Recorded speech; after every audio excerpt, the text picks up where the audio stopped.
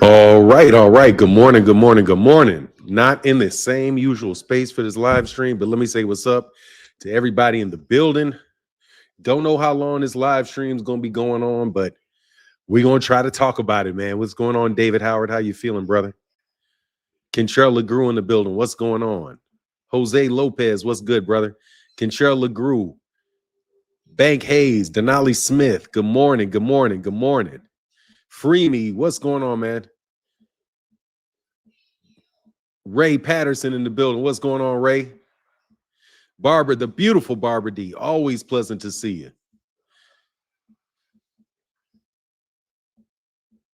Jay Mills in the building, brother. Thank you for the color in the chat, bro. I don't know how long I'm gonna be on today, man, to tell you the truth, bro. But it's fight week and I'm excited.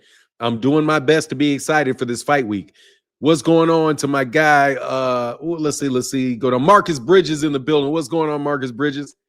Bud will lose and Canelo will still be a bitch. Man, Jose Lopez said Bud will lose and Canelo will still be a bitch. Man, we got to settle for it, man. I'm trying to be my best to be just in a positive mood about the fight. The undercard is absolute trash. So it's real hard to get amped up about the day because there's only one fight on the card. Joe Smith, what's going on? I appreciate you, man. 10 to God in the building. What's going on, man?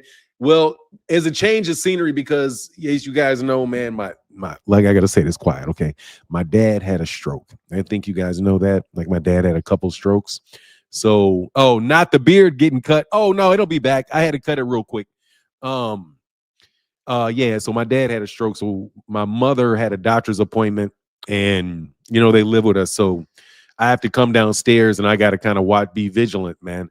Jose Lopez, Fanon, your Ali piece was dope. I'm glad that you liked it, brother. That's what's up, man. I'm glad that you liked it. My son put a lot of work into it. We're going to be working on something else.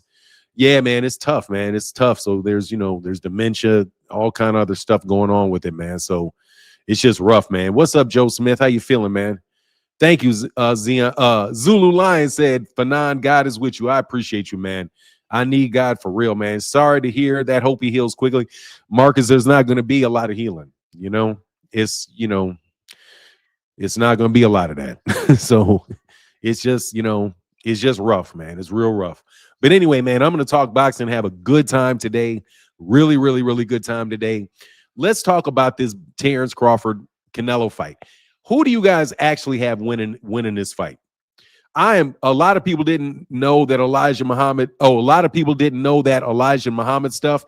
Oh, they didn't? Oh, that's what's up, man. Yeah, we put a lot of that in there so you guys can understand about the personality of Ali. And dude was a really outstanding guy, bro. Really outstanding card. So who you got? My guy, Kentrell LeGrew's got Canelo. Bank Hayes has Canelo. Who else? Crawford for the win. Zulu Lion. Zulu Lion got it, man. What's going on? OG told him, said, Viva la Mexico. And Victor said, agreed, the Ali drop was excellent. Prayers to dad. Thank you, man. I'm glad that you liked it, man. Me and my son are going to be working on another video today, man. We're going to do one on black women. And we're going to get a lot more of that content up, man. It was the first time going through for the content. You know what I mean? I got neither. I don't know how this is going to play out either. Oh, yeah, I don't know how it's going to play out. I think Canelo's going to win the fight, man. If I had to put money on it, I would put money on Canelo winning the fight. Because, dude, they got a scam that they're trying to run with Canelo. And Terence Crawford, bro, ain't really sell. Look at all the money that they've had to invest in this fight. And people are really still not particularly amped up about the fight, man. We've got some really big fights that are not big in the boxing world. What up, Nuke the Duke? He said they bashed me like they did. Controller Group said they bashing me like they did Boots for being on Canelo's side. Hey, man, you got to be on the side of the people you want to be on the side of, man. I'm rocking on the Terence Crawford side despite all other dumb shit. Let me put it this way. Terence Crawford works very, very hard to make sure that I don't support Terence Crawford. So it's not easy to support Terence Crawford. So I can understand that, man. Hey, Jose Lopez said Bud can't retire. His boss said no. Bud is OG told me, said Bud looks too swole and stiff and slower, just like versus Madamarov. Bud going to be a sitting target for Canelo. After a little bit of time, he probably will. Because he's not just going to clip him. You know what I mean? Like Terence Crawford gets a lot of knockdowns by clipping people. And I just don't see him clipping Canelo like that, man. Canelo got a lot of experience, man.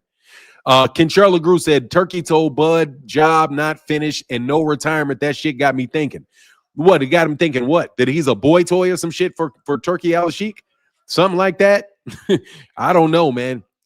Terence Crawford can't stay at 168. He's done. Like, for real, bro. Terence has got this fight at 168. Other than that, bro, he's not going to be able to continue and push on at 168 pounds. He got one fight in 168. What else is he going to do? You know what I'm saying? There's no way. There's no way that he's going to be able to do that, man. No way. That he's going to be no dog race in this one, no dog in this race. I got you, Barbara D. Yeah, Vincent Lee said Canelo got a granite chin. That he does. I've seen him hurt one time. Hold on, let me get my coffee. Give me 1 second, man. 1 second. I'll be right back. Just want to grab this coffee.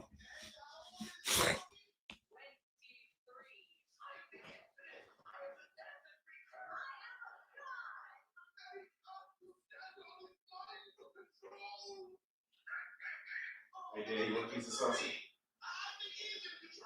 Probably be pretty good.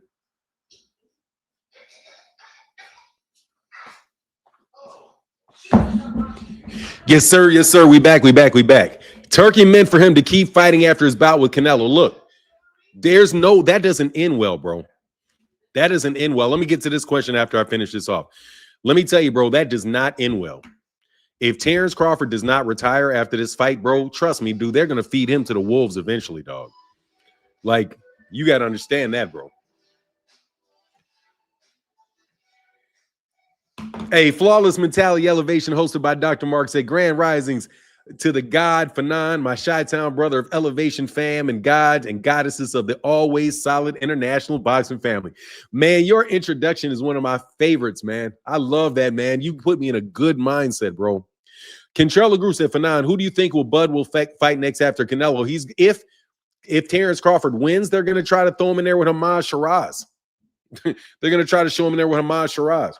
Either Hamad Shiraz is going to fight him, or who was the person that they said that they were going to try to have Hamad Shiraz win? But probably Hamad Shiraz. That's Turkey's favorite fighter. So he's going to get all the benefits everything that he wants. It's the Arab takeover of boxing, bro. Hamad Shiraz is going to watch this shit. Hamad Shiraz is going to fight, is going to get set up with, if Terence fight him, Hamad Shiraz is going to win. And then Hamad Shiraz is going to be the number one. He's going to be the number one. He's going to be the number one rated pound for pound fighter in the world for beating a guy 147 pounds. It moves up to 168 while his ass is squeezing down from cruiserweight. 10 to God said the rumors are true. Bud is Devin Haney 10.0. I don't believe it. Let me tell you, 10 to God. I think they're playing mind games, bro. I don't believe that shit that Bomac said. How Bomac said that they've been draining down in weight that whole time. Bomac full of shit. They ain't been draining down their whole time, bro. Them motherfuckers been muscling up, and I ain't trying to hear that bullshit. The only reason, hey, what up, man? No joke, bro. I'm not trying to hear that shit. I did a video about that. No way. They're trying to convince people, Steve Nelson and Bomac, trying to convince people that Terence Crawford is really a 168-pounder. He's been a 168-pounder his whole career. We've just been forcing him down 30 fucking pounds. Get out of here, bro. He did not have 30. Dude, get out of here. You're trying to play them stupid mind games, man. Say, Control said, ain't Shiraz an ambassador in Saudi or something? Yeah, something like that. They called him an ambassador, but they called Turkey all kind of shit. They don't call him His Excellency anymore. I know that. What is this? Man, because I'll tell you why they made it. We know he had to beef up. Exactly. They basically what he's doing is he's trying to counteract all of the juicing claims, because there's a lot of people that think that Terence Crawford is on something, bro. Look how big this dude is. It's fucking ridiculous. I mean, seriously, man. I got so much sweat for saying that what Bud looked like, bro, because don't nobody want to have people, that litigious ass bastard, sending a bunch of shit to their house. So don't nobody else want to say it. But at the end of the day, bro, ain't no way, dog. He is bulking up for this. He is not slimming down. That's just some crap they're trying to say, bro, which makes him that much more untrustworthy, bro. You know what I mean? It doesn't matter for nine. Canelo is stepping on Bud, and he's definitely beating all the snack out of Bud. He said, yeah, you did, and now everyone is saying it. Yeah, the motherfuckers winning on me for that shit. Man, I get tired of that shit, man. But anyway, I feel better now. I'm trying to do better. I'm trying to feel better, trying to do better, man. You know what I mean? Lee Jackson in the building. What's going on, man? How you feeling, brother? We got 183 people in the building. Can you please hit the like button, or can you support the channel? One or the other. You know what I mean? But for real, Zulu Lion, man, I am not lying. They are just trying to fucking cover up for the fact that the dude put on 20 pounds of muscle by saying he cut down. So you're telling me that Terence Crawford was cutting? You're telling me Terence Crawford was cutting 40 pounds? That he's cutting 40 pounds? Stop. No, you know what he looks like, bro. Look what he looks like, dog. I'll show you the picture. Like, come on, man. I mean, I could be wrong, but there's no reason for anybody to be like, look at this, bro. You're trying to tell me that this man cut down to this. No way. No way did he cut down to this. No way. Bro, look at this. Look at this. Now, that is him at 160. He's close to 160 pounds right there, bro. Where was he cutting? Where was he cutting muscle to get down to 147? What can he cut off this to get 20 pounds off of him, bro? Like, look, bro. Come on, man. You know what I'm saying? Come on, man. Come on, man. You think he cut? That's the story that they're telling is that he cut. Okay, Betty. Okay, Terence. Okay, Terence.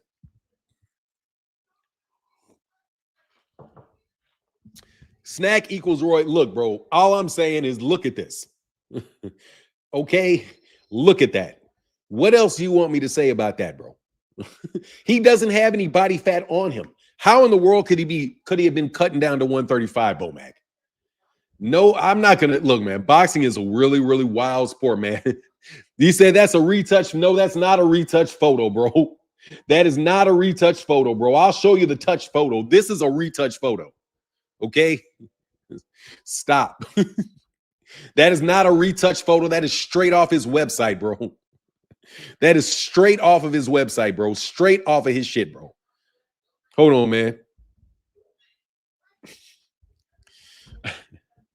Hold on, man.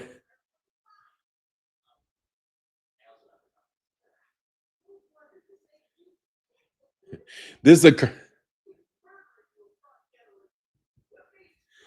Nah, that's... Oh, hold on one second.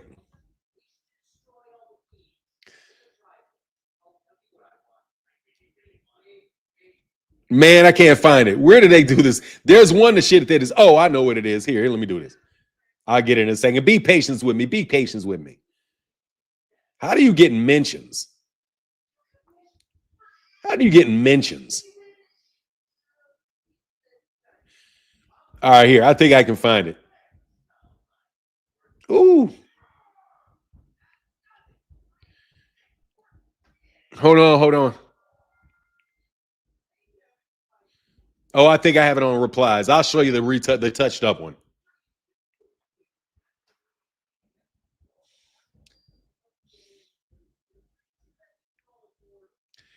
Man, I don't know. Oh, here it is. This is the touched up one. Let me get my guy, Jay Shooter. This shit is hilarious, bro. Hey, what up, Kamal? I know that's Kamal. Big time Kamal. What up, Kamal? Kamal said, I'm taking all bets on Bomac, Jim's taking L, Canelo destroying Z-Side Bud, and my guy and Billy doing the same thing to Martinez. Did you see the Tim Bradley videos? Yes, I did, bro. I said Bud win by KO and criticizing the undercard. Let me tell you something. Tim Bradley does not think that Terence Crawford is going to win that shit by knockout. No, he is. No, he does not. No, he does not. Look. He said, I read it in Kamal's voice. I'm taking all bets on Bomag's gym, taking L's. Clinelho destroying Z-Side Bud and my guy and Billy doing the same to Martinez. Did you see the 2 Tim Bradley videos I sent? I said Bud win by KO and criticizing the undercard. Yes, I did.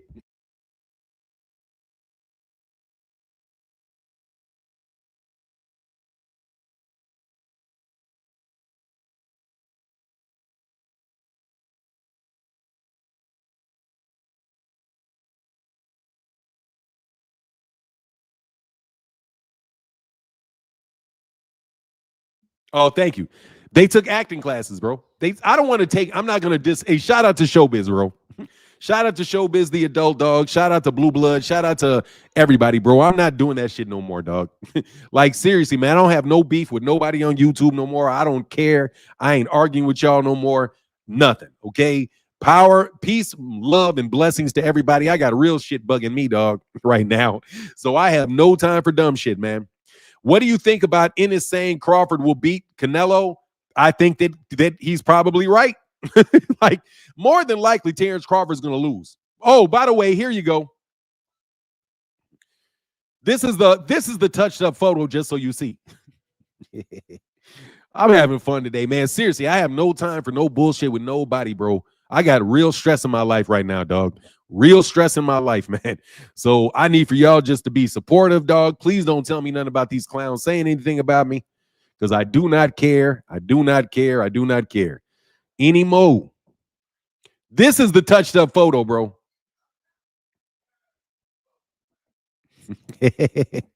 That's the touched up photo. You want to talk about a touched up photo? That's a touched up photo right here. Let me let y'all see it a little more better. That is what you call a touched up photo right there. All right. This is not a touched up photo. This is a touched up photo. See? Touched up, not touched up photo, touched up photo. All right.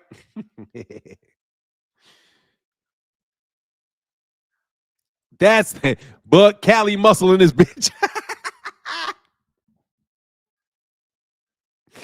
Man, that Negro's Johnson is gonna shrivel up to the size of a pea, bro.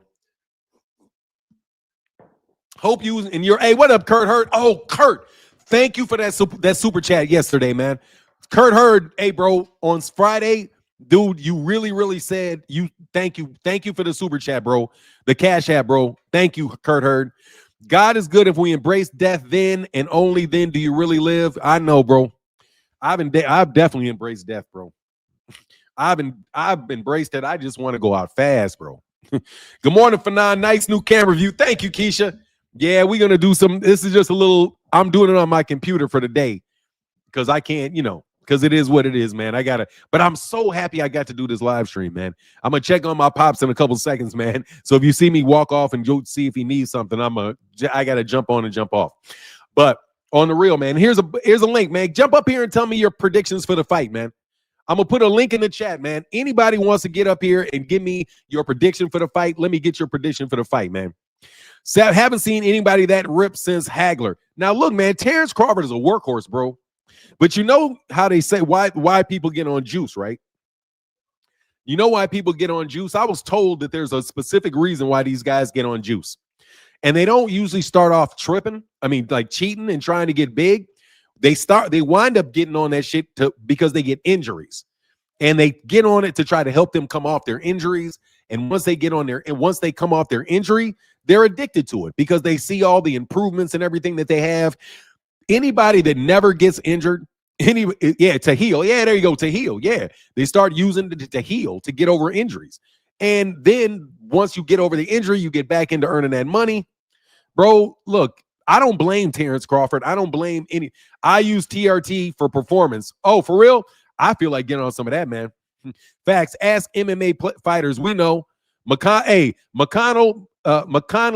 Campbell said, ask MMA fighters. We know. Yeah, I know y'all know, man. I got respect for MMA, though, man.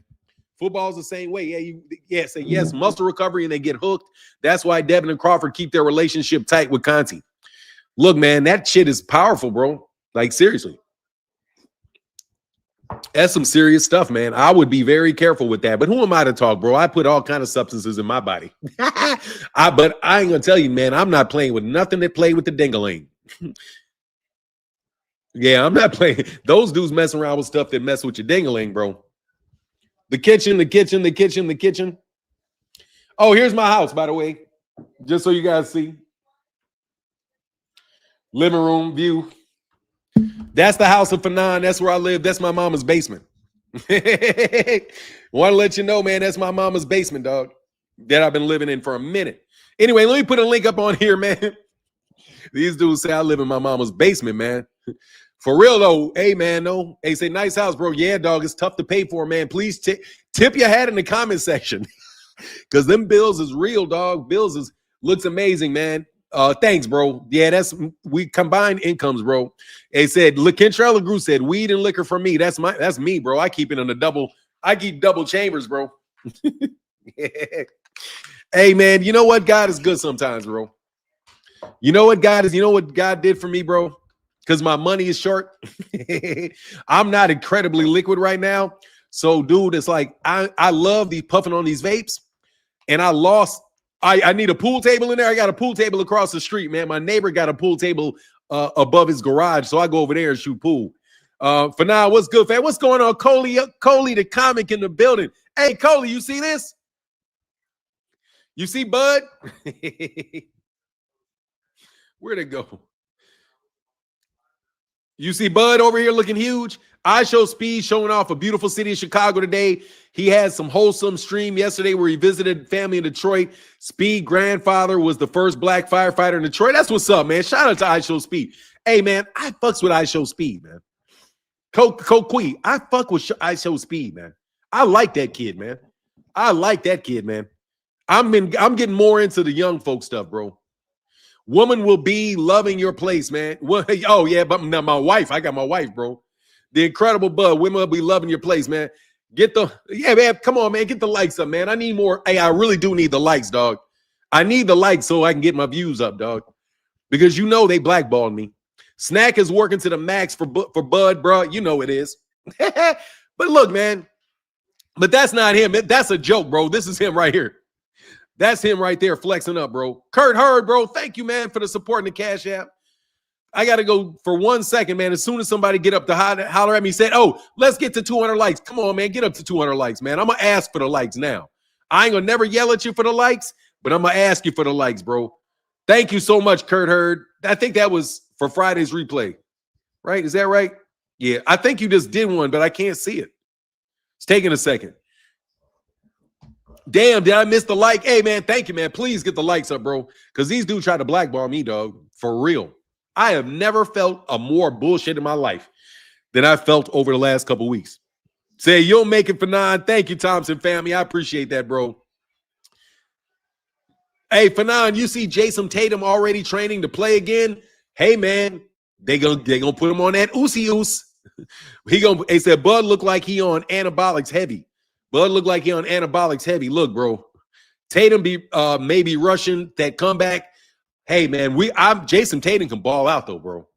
I'm getting into this box. Hey, man, I'm going to be in a good mood. I'm going to be a better guy. But yeah, I just want to show you that Coleon comic. Everybody got mad at me because I said that shit. These niggas want to try to sue me. They didn't even try to sue me. They lied about me trying to get sued. Hey, man, do you remember when Blue Blood and them niggas lied about me getting sued? Can you put a 1 in the chat if you can understand? If now you understand why those guys lied to everybody and said I got sued, even though I have not gotten sued. They said that because they wanted everybody to know that if you say anything about Bud, don't say this on the lead into this fight, bro. That's what they said. The only reason they did that is to tell so nobody else would say anything. They used me to try to intimidate everybody into saying anything about Bud and how Bud looks. That wasn't about me. It was about them trying to mess with everybody, all the other content creators, and say if you're big and you say something about Bud, we're gonna tear you down. Like seriously, bro, I've been under such sweat. I have never in my life had more bullshit press on me. Dog, these niggas went to my channel, bro, on Twitter, and they like did a group like they all tried to show. Look at Fanon, his numbers are going, man. They niggas resubscribed. Then why aren't what you still? What do you mean? Why aren't you still saying what? I'm saying the same thing that I always said, nigga. I said, what do you mean? I'm saying the same thing I'd said before. Bud looks like he's juicing. The fuck? Bud looks like a juice monster. You want me to say it again? I've already said it. I never stopped saying it. I said I think Bud looks like a juice monster. He does look like one to me. You got people in here saying he looks like he's on anabolics. The only thing is, I don't know whether or not he's on it or not. I have no idea. What do you mean, why am I still? I've been saying it. I ain't said nothing different. I will tell you what I want to do, though. I'm so sick of you little petty dudes that I'm not going to give you any material, bro. You guys are buying your views and you guys get paid, bro. Oh, he's gone, boss. Thank you, bro. But he'll still be around. Thanks, Pac-Man. I appreciate you, bro. Like, seriously, I didn't say anything different than I always said, man. You know what I'm saying? Somebody sniped his ass. Oh, yeah, we got him, bro. Thank you, man. But it's like, what do you mean why I didn't say it? First of all, I never said that he is juicing. I said he looked like it because look at his body size. What do you want me to say? It's this. That looks like, what are you supposed to mean? That's what I said. That's what it looks like to me. You know what I mean? Anyway, yeah, come on. I got a link for you for sure. Hold on, man. I got a link for you. And that allows me to go check on my pops real quick, man. We got 300 people in the building, man. Hit the like button, man, and share the video. You can pass nearly any drug test if you microdose and hop off at the right amount of time before testing. He said, like L Music, talk your shit for now. No, serious, I'm done talking my shit, L Music. I'm not doing it anymore, man. I'm done. You know what I mean? What up, Kamal? How you doing, brother? Hey, what's up? If you need to check on your pops while I cook a little bit, you can do so. Thank you, sir. Do that. We'll do that right now. All right, man. It's fight week for a so-called super fight. The hype on this fight has been as bad as Lindsay Lohan's reboot, which tells you it's not a super fight. If you're having to constantly tell somebody that something is something or sell it, then it's not what you say it is. And this fight is not what they say it is. I was hoping that hopefully Fanon could do 2 videos on the Tim Bradley videos that he dropped most recently. I guess Tim most recently saw the undercard, and Tim went in on how poor the undercard is. And then he also went in saying the video that Tim had was hilarious, where he says, "I'm off my meds. I'm taking Crawford by KO." I couldn't believe when he said this. The amount of mental gymnastics that is, and you know, I can't believe I'm saying this, Fanon, because but it's crazy that I'm going to say this. That Clanelho Alvaroid, the golden child of corporate media, the man who was handed the tickets to the golden bus, but lost in spectacular fashion to Floyd Mayweather, and then got the tickets and the driver's seat in the golden bus anyway, who was the darling of corporate media, who they excuse for his drug cheating and his gym being a cartel, with as many drug cheats are in that gym as fentanyl overdoses in America, which is a lot of overdoses, by the way, and a lot of drug cheats in Clanelo's Alvaroid's gym. He is being undervalued in this fight. His skills are being undervalued in this fight. People act like he's just mincemeat. He is chopped liver. This is an easy fight to predict. Crawford has never been an underdog in a fight. Maybe he was the underdog against Gamboa, but since then, never been an underdog. Certainly against Errol, Vegas knew something that I didn't know, that now everybody else sees, that Errol was messed up at the time going into the fight. You can see it in his eyes, but I already bet my money on that fight night. But Crawford is going to get destroyed. This is an easy fight to predict. Weight classes exist for a reason. All these mental gymnastics by the Bud Buddies is just ridiculous. So I'm hearing somebody from Crawford's team said that weight classes don't matter, that everything that we've learned in boxing up until now doesn't matter, that he's going to have more punching power going up in weight, that extra weight is actually going to help him out, even though he didn't get a tune-up. So the amount of mental gymnastics, the amount of just creating a mountain out of a molehill, everything that's going into this fight to discredit a guy who I can't believe I'm defending at this point, Fanon, Canelo Alvaroid, is ridiculous. This is a very easy fight to predict. Crawford has has displayed a horrible chin against Gamboa and against other guys, and Canelo's just going to have his way with him. Canelo. The other thing to look at in this fight is the dirty kind of tricks that Canelo does, like punching to the hips, punching a little bit below the waist, targeting the arms and stuff like that.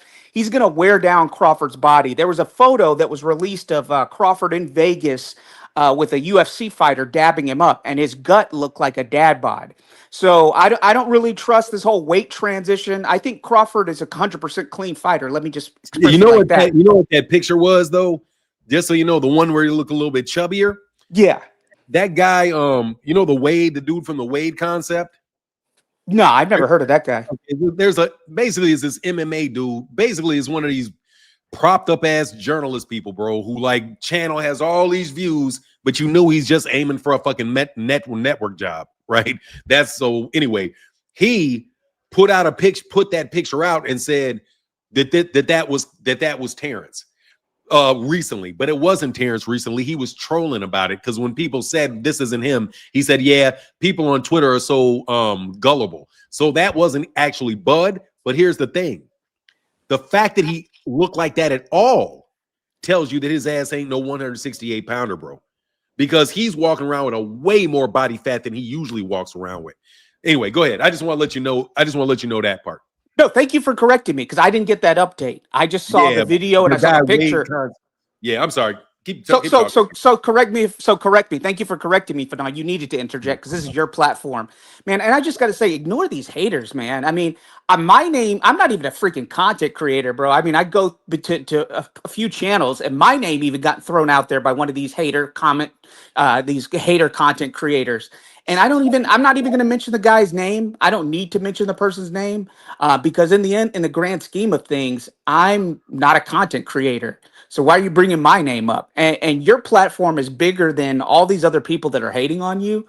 And so if I'm not even going to acknowledge their names and not give them additional views or anything like that, then you're much bigger than I am in these YouTube streets, Fanon. So don't do it. Don't give them joy because these people are listening and watching your platform. They are, if they're not them themselves in the chat, they have people that they're paying to be in the chat to send stuff to YouTube about copyright violations or I don't know what, hate speech or whatever it is to get you in trouble. So just don't give them that shine. Don't give them that opportunity because in the grand scheme of things, it's clout, Well, yeah, I'll tell you just on. Hey, man, Jeffrey Brooks just showed up. I'll tell you, man, seriously though, bro, I'm done fucking around. Like I'm done fucking around. I have no energy for it, bro. Like what's going on with my dad, I have like no energy for it, bro. None. So I don't have energy to be upset about it. I don't have any energy to talk about it. Only thing I can really do now on this boxing channel is I need to have fun and I need to be happy. And them motherfuckers, I'm going to tell you one thing about those group of people. Those are the joy stealingest fuckers that there are on the planet on the planet Earth, bro. And really, I am best off when I just don't hear them, But the one little trick that them dudes got on me that they started doing is they start telling people to tell me about it. So people start sending me this shit. You sent me maybe just one thing one time, but that shit is just like, yeah, man, they doing that consistently. But I'm done with it, bro. Because like I said, number one, I don't want to talk about my personal life anymore. I've done it enough. There's nothing for me to say anymore. And it's just for me to be quiet about it.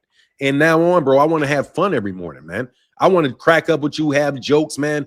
We should be able to get back to laughing about boxing, bro, and not have this shit be a war every time you want to talk about something. Anytime you got an opinion different than somebody, this shit's like a fucking war all the time. So, yeah, I'm done with that shit, man. And I want people to be able to come on the live stream and be able to talk, be able to have fun on the live stream and not have to worry about that shit, man. So I appreciate you clipping dudes quickly. And what I'm going to do is, man, I'm dedicating myself to being a positive person and talking about the things that are really good in boxing, man. And, and then this bullshit fights that are coming up. But appreciate you, bro. Keep going, man. I'll let Jeffrey come up, but you please keep cooking. Yeah, yeah. I would just want to say to Thomas Hill, no, it's not. I'm not going to name any names, but it's definitely not BFTB. I have a lot of respect for BFTB.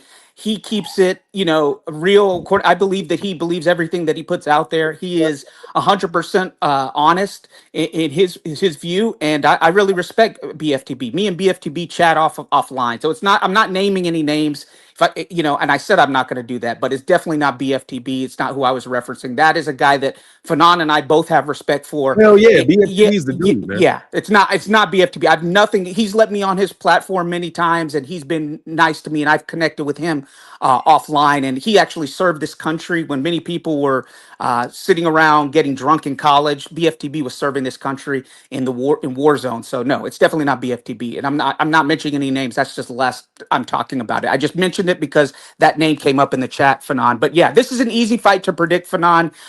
Crawford has not done anything to prove to me that he can handle the power or compete at 168. I don't care about all this gaslighting that's coming up now. Bomac admitting, hey, look, why we had him at 135, 140. He should have been at 168. Basically admitting the guy's a weight bully, and he did so for gain. I don't buy that. I think that's just gaslighting at the end of the day. I think Crawford did belong at 135 and 140. I don't believe he's a natural 168 pounder, despite Bomac saying that, and Steve Nelson in his camp also saying that. I was hoping you could do videos on that, Fanon. I did it already. You gotta Oh yeah, watch you it. did that. You did that. I was on the Tim Bradley. I was hoping you could do the Tim I did Bradley it. videos. I got predicted. it coming up at 4. You see the Okay. one Tim Bradley up at 4. Yeah, for sure. I'm gonna do that. Yeah, but this is an easy fight to predict, and I just can't believe the amount of. I can't believe I'm saying this, Fanon, because this guy has gotten every break by the corporate media. Has been protected, but the amount of disrespect of Clonelho Alvaroid, this is going to be like, if you remember the comics, it's going to be like Bane being Clonelho, and it's going to be breaking Batman's back. Exactly as happened in the comics. This is going to be a destruction in the ring. It's an easy fight to predict.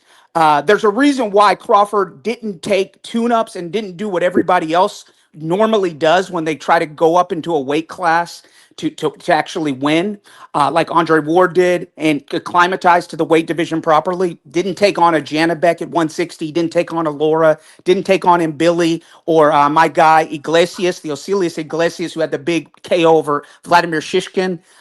It's because he saw the depths at 154. He knew he was just an average Joe there, and Turkey favored him. Turkey said, I got a big fight for you. This is going to be bigger money than going swimming with the Sharks at 154 because you're not sure as hell not going to get undisputed there. And there's a reason why this fight came to pass. It's not about chasing glory. It's about chasing the bag. And anybody who says this is any different than Tank versus Jake is full of it, because the amount of gaslighting and propping up this fight is just incredible. The amount of corruption that's gone into this is even next level, with the WBO ranking him at #1 ahead of guys like Diego Pacheco.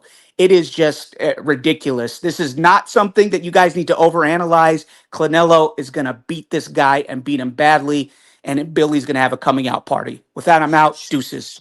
All right, brother, get back. Come on. Hey, real quick before you do that, real quick, Jeffrey Brooks, so good to see you, man. The super fight, Canelo Cowmeat Alvarez versus Terence Snack Attack Crawford. Crawford by unanimous turkey interference. That's hilarious, man. And Kurt Hurd in the building says, Kamal, do you remember when Conti leaked Bud's blood work results? Said he was low testosterone. Doesn't that just open the door for therapeutic therapy, legal advantages?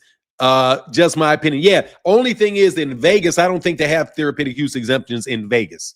So I don't think that they have it. What's going on? I don't think they have it. And Kurt Hurd, again, bro, thank you so much in the Cash App too, brother. Big supporter of the channel. And please, y'all, hit the like button. If you can't support in the Cash App or the Super Chats, please hit the like button, man. I really do need it, man. There's a lot of bullshit out there on the internet. And when you hit like, and when you hit a like, then they'll probably, there's a better chance of them recommending videos to you. But because there's people out there just come around just disliking shit for no reason. What's up, Jeffrey? Man, what's going on, Fanon? I'm good. Good to hear your voice, brother. I ain't messed with you in a minute, man. Hey, man, I know Buzz back, so you back. What's up? Hey, man, when he get this TKO, man, when he get this TKO this week, I can just about imagine how everybody already saying he juicing, but when he get this TKO, I've got one question. Yeah. If he was to get the TKO this week, will you personally get on here and admit that he's the greatest of all time? He won't be the greatest of all time. That shit ain't gonna happen. How? How the fuck would he be? Because I'm looking at it like this. He's greater than Muhammad. Let me stop. I'm gonna name you a fighter, bro. There ain't no fucking way he's passing up Muhammad Ali off this shit. No fucking way. No way, bro. Muhammad Ali has at least 2 wins bigger than this. Ali's got 2 wins bigger than that. 2. He's got George Foreman when the dude was like an 800-1 underdog, and he got Sonny Liston where he's an 800-1 underdog, and he beat Joe Frazier, and he beat Ernie Shavers, and he beat Ernie Terrell, and he beat Cleveland Williams. No fucking way. Okay. So number 2 then. What about number 2? He's not going to be over Henry Armstrong. Henry Armstrong won titles in 1936 from 135 all the way up to fought at 160. No, he's not going to be the greatest of all time. You better. How about this? How about we say he can be the greatest of this century, and then you got to deal with Floyd. Oh, he jumping the head for sure. Floyd already beat Canelo. But I'm looking at it. I'm looking at it like this. If this is say hypothetically speaking, if he was to get the TKO right this week, so I'm looking at the line that he's going in. He stopped Sean Porter, who's never been stopped before. He stopped Earl Spence, who's never been stopped before, who's undefeated and everything, who was already considered the greatest at 147. And then he turned around and stopped Canelo, which Floyd couldn't do that. That don't put him you gotta put him over Floyd for sure. Okay, you got a good point with Muhammad Ali. You got a good point with Muhammad Ali now. No, I don't have to put him over Floyd because Floyd already beat that dude. He didn't knock him out though. Floyd already beat Canelo. He didn't knock him out. Beat Manny Pacquiao, and Floyd beat Oscar De La Hoya, and Floyd beat Diego Corrales, and Floyd beat not Joe Casamore. What's my guy's name? Diego Corrales. No, hell no. He's not. So you can't put the knockouts in consideration. No way. He's just he's 37 years old, bro. He's 37 years old. Right. And you're trying to pitch his whole career on one fight. No. I said 3 fights. I said Sean Porter. I said Earl Spence. Sean Porter had already lost a bunch of fucking times, bro. Errol had beaten Sean. Errol beat Sean Porter. Keith Thurman beat Sean Porter. And that dude didn't really stop Sean Porter. His dad threw the towel in. But nobody never been stopped though. None of these fighters never have been stopped. That's what make the big difference with all this. Dude, come on, man. Let's be real. We are. Okay, I'll let y'all argue about it. Hey, I'll let y'all argue about it though. I ain't gonna shoot you got the right guy out here. This must be a LeBron fan. Come on. These guys have no logic. He's not better than Hopkins if he beats Canelo. He's not better than Mosley. I mean, one fight beating one guy because we knew Errol was compromised. He was going through the thing with Derek James too, which we found out later. Come on, man. He's not even top 10 if he beats Canelo. And how highly do you rank Canelo? A guy who was scared of Demetrius Boo Boo Andre. Do you rank him above James Toney, above Roy Jones Jr.? So you have to rank Canelo number 1 or number 2 if you're ranking Crawford beating one guy. Porter was a podcaster at the time. Man, this is just delusional talk that these bud buddies have. I'm so tired of it, man. They are nuts, bro. Absolutely nuts. They're like LeBron fans who were born in 2000 or later that tell me LeBron is better than Jordan, man. Just zero logic. Phoenix, go in, man. Phoenix, you got it. Man, the craziest thing about this whole thing is like, how many times has Canelo been beat already? You could arguably say 3 times. Because a lot of people felt Lara won. So we got Floyd who embarrassed him, couldn't touch nothing. Like he hit the ropes on the side of the ring more than he hit Floyd. And then we got Lara, who he couldn't really touch for real. Same thing. We got Dimitri Bivol, who basically pummeled him the whole fight. He didn't let him get into any type of rhythm at all. And we're gonna say like after he done got beat 2 times for sure, arguably 3, that if Bud does it, that he's all of a sudden better than all the other people. Like you ain't even got to bring up resume. Look at it like this. People are saying Canelo's done with his career. He's just posting to make the rest of this money and finish out whatever contract he got. He's not taking it serious no more. He's golfing. He out there popping wheelies on dirt bikes. He doing all the stuff that people do once they retire. People have been saying Canelo is done, slowing down for how many years now? I think since at least the John Ryder fight. Oh, since then. Okay, you could even say since then. People have been saying Canelo is slowing down for years. So you got everybody saying that. And if he gets beaten by Terence Crawford or knocked out, you're gonna say that beating up a guy who everyone's saying is on his way out, don't care, he's just making money. We're gonna say that type of quality win elevates Terence Crawford. That's what you're saying. How you gonna say that? And you want to give extra credit for a knockout? Man, if a knockout happens, he don't get no extra credit for that. He need extra investigation because he wasn't doing shit to Madrimov. And we seen Canelo take shots from Golovkin. You believe Terence Crawford hit harder than Golovkin? You believe he hit harder than Kovalev, Dmitry Bivol, Danny Jacobs? You believe Terence Crawford hit harder than him?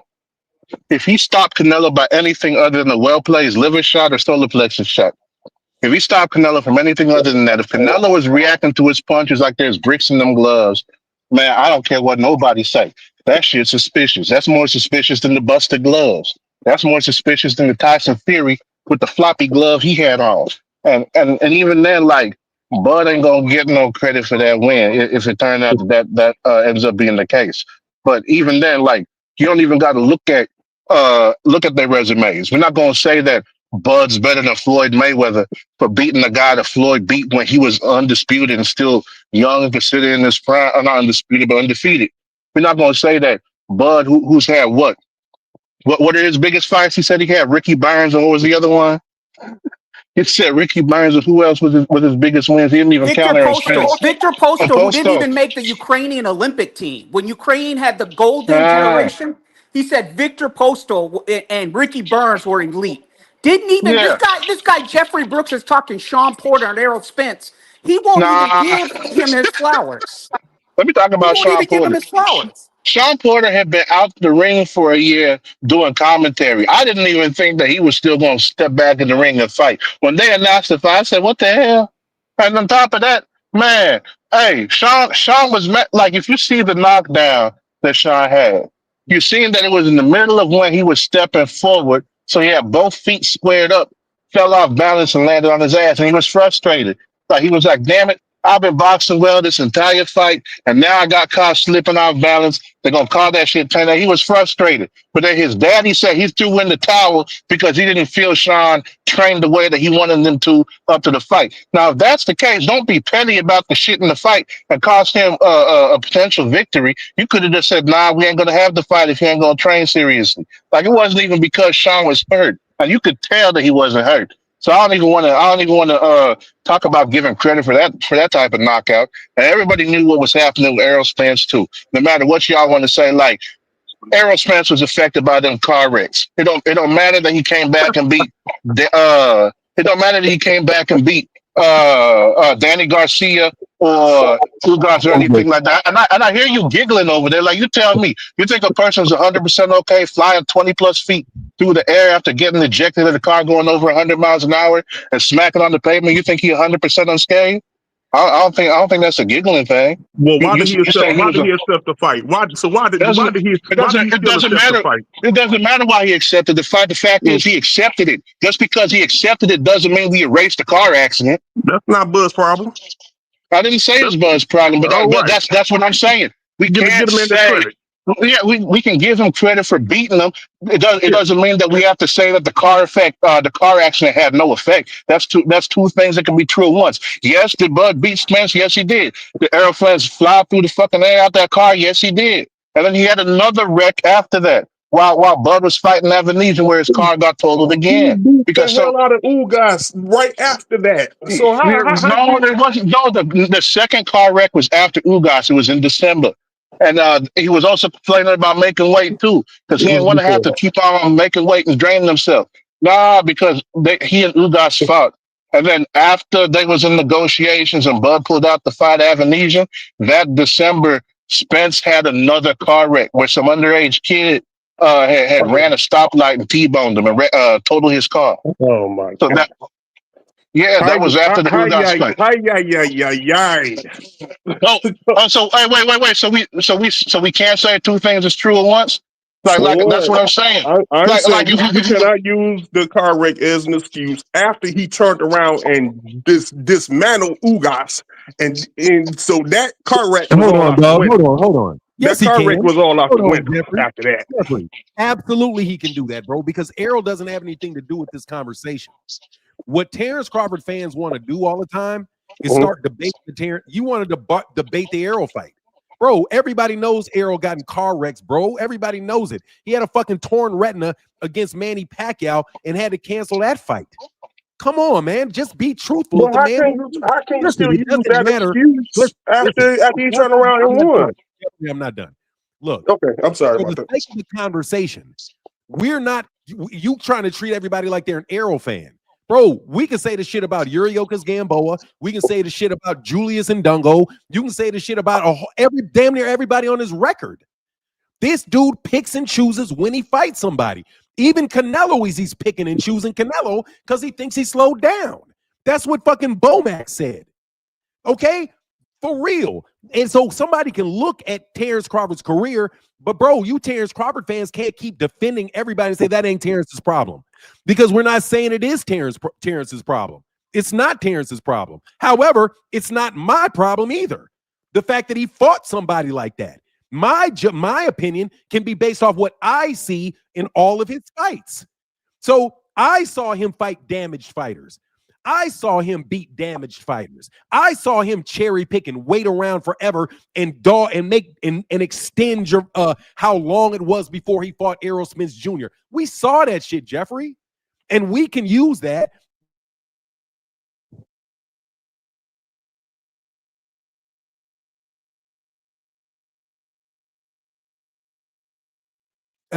You can look at it and you can see it. The fact is, he did beat a diminished Errol Spence. He did. But you're trying to say if he beats Canelo, that makes him one of the greatest fighter of all time, or number two? Not even fucking close. Roy Jones Jr. has a better career at this point in his career than Bud had. He moved all the fucking way up and fought for the heavyweight championship. And he beat Bernard, and he beat James Toney, and he beat Bernard Hopkins. Come on, man. Bud ain't done that shit. Well, what I'm saying is, Bud is the picking and choosing this ass fighter that there is in boxing, bro, other than Canelo. He did not fight. He could have fought Jaron. That's who he should be fighting. And if you want to give him credit for doing something, fucking fight Jaron. Just like Canelo, fight David Benavidez. Ain't nobody buying Canelo Alvarez as the greatest opponent in the world because he won't even fight David Benavidez. Come on, man, be fair. No, what I was trying to point. Well, I was trying to make is not his problem if he don't have the level of competition. He don't have that level of competition that's available to him. That's not his fault, though. You can't hold. It's not his problem, but it's also not his credit. It's not his problem, but it's not his credit either. If you beat somebody that's diminished, it's not your problem, but you also don't get full fucking credit for beating somebody that's diminished, bro. What should he have done then to get the credit? It doesn't matter. He should have fought Errol. He did what he did. Right. He did what he did, but what he did is still what he did. He did not beat. It's not like he fucking ran into Floyd Mayweather Jr. when he was 48-0 and beat Floyd. That's not what he did. He beat Errol, and Errol had like one fucking fight in 2 years. He had 2 fights in 4 years. 2 fights, 4 years. He had more car accidents than he had fights. Literally. He had just as many over the course of 4 years. He had just as many major car accidents as he had fights, bro. And he had less fights than he had major injuries because he had 2 car accidents. One, he got thrown 300 fucking feet, bro. Come on, man. You gonna act like that shit don't matter? It does. You're not gonna be just like when Ali beat Sonny Liston. You're trying to compare. There's no fucking comparison between Terence Crawford fighting Canelo and what people thought Sonny Liston was gonna do. Sonny Liston had never been knocked out. Joe Frazier had never been knocked out. And those are way too better fighters than Sean Porter and Errol Spence. And you, at the beginning of this conversation, wanted to put him over at Ali. Come on, man. It wasn't too long ago. You was comparing Earl Spence to Sugar Ray Leonard at one point. Well, he made decisions. He made decisions that negated that. Hold on. He drunk. He got. Go ahead. Don't let him lie on me. I said what?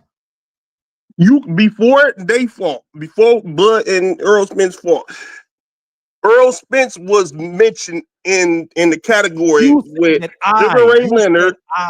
Yes, you did. Yes, you did.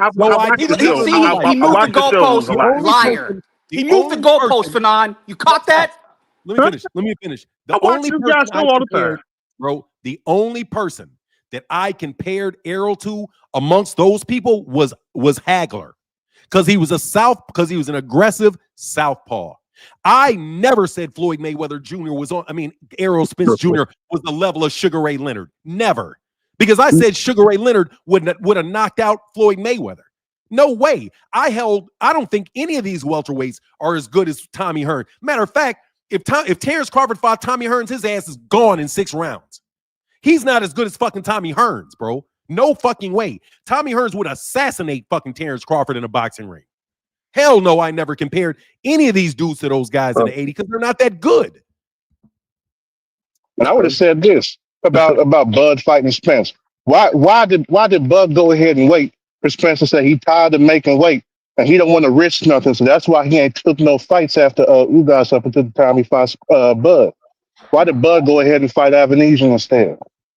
Why did he go ahead and do that when he knew Errol was already complaining about making weight? Talk about he ain't trying to do that shit no more. He tired of it. He had an issue with making a fight with the PBC, and he got tired of waiting. And some other money. He chose to resign with Tom Brady. He chose to resign with Tom Brady, knowing there were no fights over there. How the hell could you be top 10 or top 2 when you've been in no 50-50 fights? Exactly. That's another. Bud is in the place he's in. And I've said this a whole bunch of times. Bud did not have fights like Floyd, where Floyd was coming up like Jose Luis Castillo, like, maybe he could beat Floyd. That's a 50-50 fight. You look at Manny Pacquiao with the stuff he was dealing with coming up, like fighting, what was it, Barrera and fucking Eric Morales. Like, they had fights that people looked at it and thought, man, this is a good test, and we don't know who's going to win this one. Where has Bud had a fight like that? Because even with the Errol Spence fight, everybody knew what condition Errol was on. Everybody knew he was tired of weight cutting. Everybody knew that he was inactive from the time he fought Ugas. Everybody knew he had another wreck. So it's like, okay, why stall him out like that instead of taking it immediately after the Ugas fight? Why do that? Why wait for it? Bud ain't had none of them types of fights. And that's an issue for fighters. And that's a lot of the reason why there's fighters going over there to Turkey is because they have not had those 50-50 fights where you look at the betting odds and it's close, where you see the boxing community is divided pretty much evenly, don't know what to think.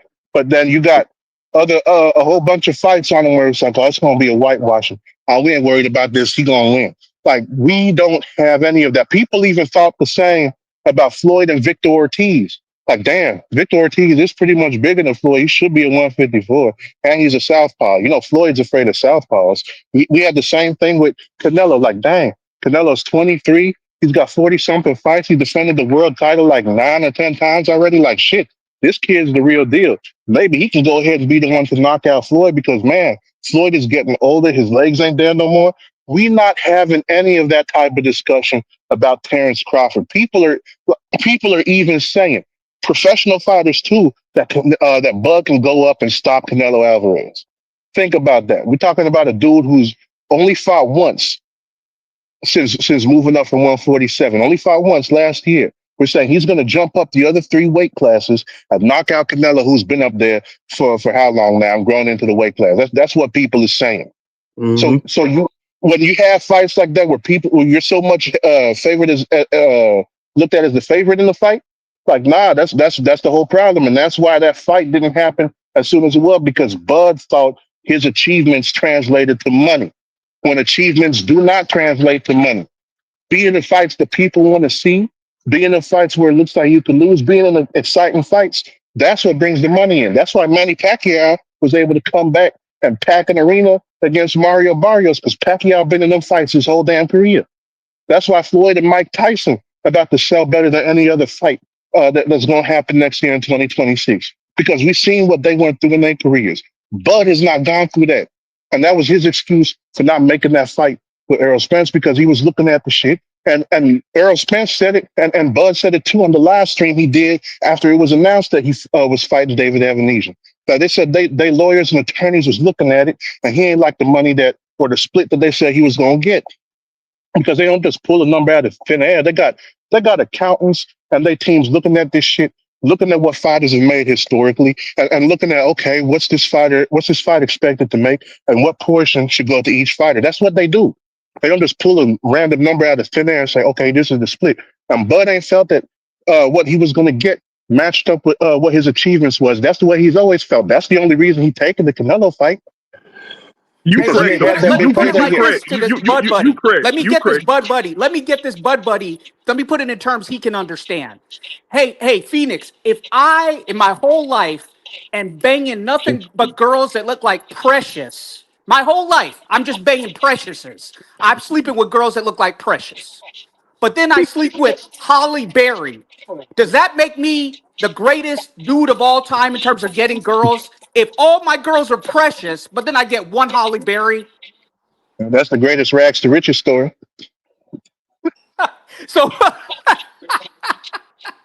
that's what Bud is doing. He's a blind opportunist. He let Errol do all the heavy lifting at welterweight. He maneuvered and re-signed with Top Rank, knowing all the smoke was with PBC. He is barely top 25 if he beats Canelo, and I don't even rank Canelo as high as corporate media does. I don't, personally. So you can't tell me that a guy who's been in maybe one fight pre-Canelo where he wasn't a favorite, and that was against Gamboa, is somehow the greatest thing since sliced bread. And again, you're banging a whole bunch of Preciouses your whole life, and then you get to Holly Berry. That does not mean that you are the best guy in terms of picking up women. Yeah, I To agree me, with that. to me, as far as the business side, everybody on here is correct about that. As far as what he should have got, what he's only worth, what the PBC offered him, that is correct. He was being tough on the negotiation part. As far as he wanted a bigger split than what he was worth and all that. I understand it, and that was the hold up with the Earl Spence fight for so long. You know, it had to come down to Earl Spence had to get him a share of his split just to make the fight happen, because it looked like it wasn't going to happen with him in the PBC. You know, so I mean that's understandable. You guys got a good point with that. As far as that, I mean, but he was with Top Rank for so long. You know what I'm saying? So Top Rank wasn't promoting him like they were supposed to. You know, so So I mean, who elected to re-sign with Top Rank, knowing all the smoke at welterweight was on the other Yeah, side of the street? yeah, You man, cannot tell yeah, me. yeah. You people was cannot making memes hold this about man that. accountable. You Bud Buddies never want to hold this man accountable Hey, for hold his on. actions. Hold on. You Hey, can cannot, we in not? your same I breath, say agree. that I it's not agree. his fault that he fought nobody, but then say he's top 10 of all time. That makes no fucking sense. If Hey, he hold on. We got to stop talking over each other because people are complaining about it. That's why I shut up. I'm gonna shut up for the rest until everybody's done, but they complaining about it, so I'm gonna shut up. Go ahead, come on, Okay. come on. No, I'll let Jeffrey respond.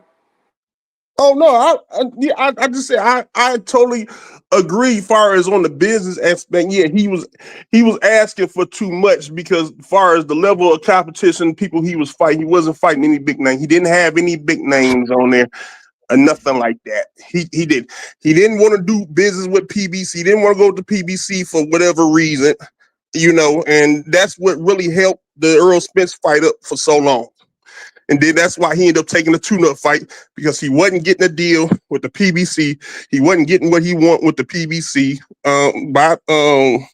PBC wasn't budging. And so it almost didn't happen. It did. Bro, that's not what the PBC told me. That's not what they told me. They said he just up and left. They said they wouldn't have had a problem. I talked to Sam Watson, and Sam Watson said it was cool for me to say it. Sam Watson said, look, man, that they wouldn't have had any problem letting Terence Crawford go fight somebody else and then come back and get back to Errol. They were like, this shit is just ridiculous, bro. And he said they said that before the Errol Terence Crawford fight got made, bro. That shit wasn't he didn't get the money he wanted or not. Terence Crawford wanted control of the fight. That's what he wanted with whoever his backers were. They wanted to buy the whole fight. And what happens? He winds up going with those backers over to BOK Prime, and after that, he winds up going to the backers over to the zone with who promoted that? Eddie Hearn? Didn't Eddie Hearn promote that fight with I don't remember. Yeah, Mad Mob, yes, Mad Mob, yes, he did. Yeah, I think Eddie Hearns did that shit. So no, bro, he just didn't want to do business with the PBC, bro. He just didn't want to do it. Anyway, yeah, it's just like the stuff. I was going to say the stuff that Bud was asking for was outrageous, though, because Steven Espinoza talked about it too. He was saying Bud basically wanted to be the one controlling all the finances and shit, being the one who has the final say so and sign off on what's spent for promotional costs and this, that, and the third. Like this is like that dude who comes to the cookout but don't bring nothing but the to-go plate. And then he want to tell everybody what they should have brought to the cookout. I was like, damn it, y'all didn't bring no hot dog buns, but we got the hot dogs. How come you got the hamburgers, but you ain't got no cheese and you ain't got no onions? This ain't right. Meanwhile, he's bringing nothing to the table. That's basically the way Bud was treating that. It's like he wanted to be the one to tell Al Heyman how Al Heyman was supposed to spend his own money. Like that's what he was talking about, in addition to getting whatever type of splits that he wanted. But it's like, okay, why didn't you just want to bet on yourself and go ahead and take the fight? Like he seemed to be okay with whatever happened with Madermal. He seems to be okay going into this Canelo fight. So what, did he ask Turkey for full transparency and sign off and all that? It's like, come on. That's doing extra, man. That's doing extra. Real quick, let me get this super chat. Jameson Children said Bud ain't even greater than Oscar De La Hoya. He's really not. Nope. I don't think not at this point. And my guy Hunter Young said, hold on, let me see, is this right? Yeah, I got Kurt Hurd, and my guy Hunter Young said Sugar Ray beat Hagler after a 3-year layoff, then throws in Hearns, Benitez, Wilfredo Benitez, and Roberto Duran. Yes, sir. Honestly, man, Terence Crawford, if you look at people like honestly, man, I don't think he's up with Roy Jones. I don't really think he is. I mean, the only thing separating, the only reason why somebody would have him ahead of Roy Jones is because of how Roy Jones' career ended. But at the point of like when he beat John Ruiz, dude, Roy Jones was really, really like that, bro. He was really he beat better people in James Toney and in God dang, who was in Bernard Hopkins, bro? Those are two fucking Hall of Famers on that man's resume, man. That's a lot to say. Bud is up there with him. I think Vinny Paz too. Didn't Vinny Paz make it in the Hall of Fame too? Yeah, I think Vinny Pazienza did. But Vinny Pazienza I think he made it to the Hall of Fame for other reasons. But Vinny Pazienza is a good fighter too. I just think we'll know for sure whether or not he's one of the top fighters of the century 5 years after he retires, because people don't talk about Miguel Cotto. People aren't really talking about Shane Mosley as how good of fighters, and people don't even talk about Oscar De La Hoya and all the people Oscar De La Hoya beat. But Oscar De La Hoya was smacking people. Yeah, but see, Terence is living in the era where these dudes don't want no losses. So he's copied, just like I'm a big fan of Andre Ward, but Andre Ward cut out with that 0, and Terence Crawford's going to try to cut out with that 0, and you're going to find somebody else that's trying to try to cut out with a 0. And they're going to go through all kind of ways to make sure they can cut out with their 0. Back in the day, those guys nobody was ending careers on 0s. They knew if you fight 60 times, you're going to lose. You know what I'm saying? Get to 60, 65 fucking fights. You're gonna lose, bro. You're gonna have an off night, you're gonna have something. But these guys are coddling their shit so fucking heavily. And Terence Crawford, I don't give a shit. Those dudes are the matchmakingest motherfuckers on the planet, bro. For him to say, what do you think about this, Jeffrey? The fact that he said that Bomac said that Bud is a 168 pounder for real, and that he was draining down for all of these weight classes. Bro, how do you drain down 35 pounds? You know how Devin does. With what? The way Devin does it. Exactly. What do you think? Yeah, go ahead. How do you do that, Phoenix? They got them super snacks. That's what that is. Because man, like draining down that much and still being healthy enough to compete like that shit is crazy as hell. Like we seen like the MMA stories about it, because that's actually what causes most of the fatalities in MMA fights, and people doing them weight cuts. Like remember Chris Cyborg? Like she was talking about fighting Clarissa Shields for a minute, but Chris Cyborg, man, if you seen the stuff she was putting herself through, like y'all remember how Chris Eubank just got in trouble for using a sauna to cut weight, and they had to do an investigation on him. Like Chris Cyborg was doing that, and then taking I don't know if it was ice baths or like very hot baths, but like she was doing everything to go ahead and be cutting that weight to get down to where she was. Like that shit is not healthy. And you be seeing them fighters with their cheeks sunken in, looking like, a fucking corn husk and all that. Like that stuff ain't cool. But then like to go ahead and rehydrate however many pounds overnight like that is insane. That is insane. Like those weight fluctuations, that shit is crazy. And that's another reason I can't give credit to a lot of fighters, trying to get them weight advantages the night of the fight.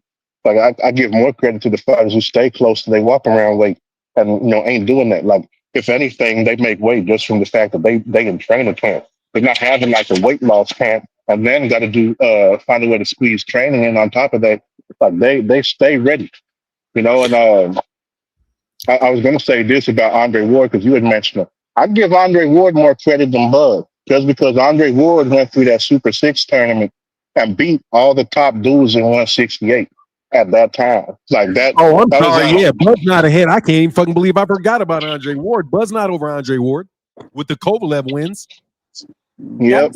Phoenix, you stole my thunder. I was about to respond to Fernand on that one. I mean, I think the only thing you could say about Andre Ward is he didn't go for undisputed with Adonis Stevenson when that could have been made. But Andre Ward's he took chances. That Super 6 beating Carl Froch. One of his arms was hurt. I think is broken in one of those fights. He was one-handed. He broke his hand against Carl Froch. Yeah. I mean, so Andre Ward is nowhere near what Crawford is. Crawford is a blind opportunist. Again, he's been the underdog in maybe one fight according to Vegas against Gamboa, and I have to look at the odds. I haven't seen the odds. Every other fight, he's been a massive favorite. So again, I don't have him. I would barely have him top 25 if he beats Canelo, and that's just me because looking at his body of work, his resume. Win or lose is not on there with Bernard Hopkins. It's not on there with even Sergio Martinez. And so to me, it's not about wins. It's about who you beat. And with Canelo, it's not just who did he lose to or who did he fight. When he's really stepped up in competition, there's always been doubts about the fight results. The Cotto fight, people thought was controversial. The Austin Trout fight, which he didn't even want to take, people forget this. Floyd said, "You fight Austin Trout, you beat him. That'll make our pay-per-view viable, and that'll have the public thinking you're a threat because you fought a bunch of welterweights." Canelo has taken advantage and politicked his way through the sport of boxing. Yes, he has a good resume, but he's fought a bunch of smaller dudes when he was at welterweight, when he was at junior middleweight. And he does have a good resume, but again, he hadn't even fought Demetrius Boo Boo Andrade. And you want to put Canelo above James Toney? I mean, come on. So again, these guys got to know what they're talking about. You beating one guy, and then you look at guys who went through the ringer and really fought good competition. And yeah, they took some losses when you took those types of schedules. That proves something, man. People don't say Buster Douglas is the greatest heavyweight of all time just because he beat a in-form Mike Tyson. I mean, come on. Real quick, Crawford by UD. Do you have something you like to say? Yes, I have something I'd like to say. I've been studying this fight for 14 years. I'm actually a boxing analyst. I've trained with a few professional boxers and helped them devise strategies to win. I actually know Terence Crawford's cousin in real life as well. I live in the States. So, I'm not really. This fight is going to be a very good fight. I've actually done a lot of studying and footage on Canelo Alvarez. So I originally was going to pick Terence Crawford by decision, but I'm actually going to pick Terence Crawford by technical knockout in round 11. Canelo Alvarez is a disease to boxing, just like Tyson Fury. He's been picking Mickey Mouse fights for years, fighting people that can't fight back. The fights are being billed as undisputed versus undisputed. Jamel Charlo is a pathetic boxer. I don't want to hear his name mentioned ever again. He should have had his Bro, belt for a you're belt. from Great Britain talking shit. Get the fuck on. Whose man's is that?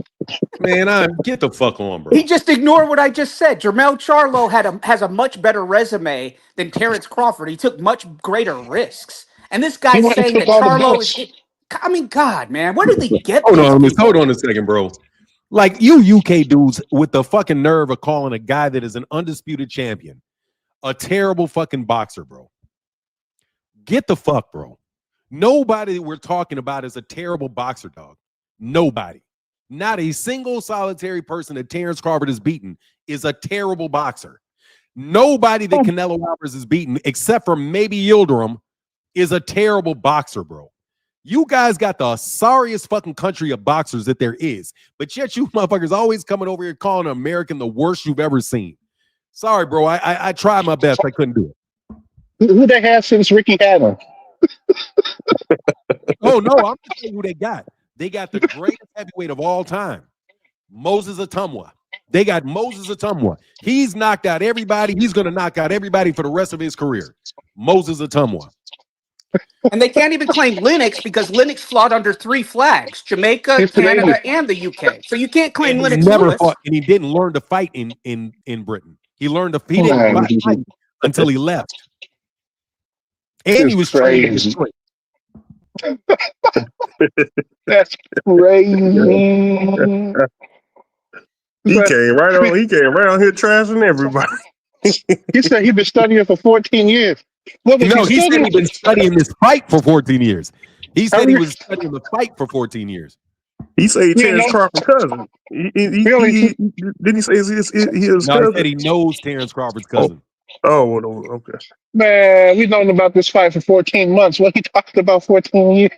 Come No on, one was man. even thinking about this fight. This is how fugazi this fight is. How it's just a fetish of Turki Al-Sheikh and the disease that he's bringing in boxing, where he has 2 names and nobody's even thinking about them fighting instead of logical fights. And he's overpaying these guys and putting them on undercards of undercards and saying, "Hey, that person should fight Tank." Crawford Man. Crawford is on video, and I've sent Fanon the videos of it on 2 separate occasions. Somebody asked him, "Are you going to fight Canelo? Are you going to fight Golovkin?" And he's saying, "What are you talking about? Those guys fight at 160, 168. My best division is the highest I can go is probably 154. You don't know boxing. So how the hell have you studied this fight for 14 years when Crawford only a few years ago on multiple occasions is dismissing the idea of fighting Canelo? He's only doing this not because he's pursuing greatness, he's pursuing a bag. Many people thought he lost to Madrimov. He definitely doesn't want to go in there with Bakram Murtalayev. No, that guy, I mean, what you guys say Bumlovkin was, Murtalayev probably is, because everybody's declining fights with Murtalayev from what I can see. And he saw that there were sharks in at 154. He saw it was going to be really deep swimming. And he said, "I don't want that smoke." And Turkey threw him a lifeline and said, "Hey, look, here's a fight that nobody's asking for.